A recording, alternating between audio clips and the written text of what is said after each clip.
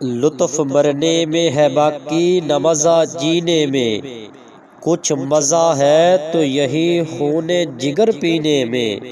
کتنے بے تاب ہیں جوہر میرے آئینے میں، کس قدر جلوے تڑپتے ہیں میرے سینے میں۔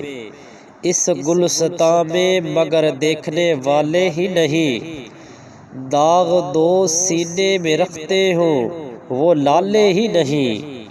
سامعین محترم، قلندر لاہوری علامہ محمد اقبال رحمۃ اللہ علیہ فرماتے ہیں، تشریح سماعت فرمائیں۔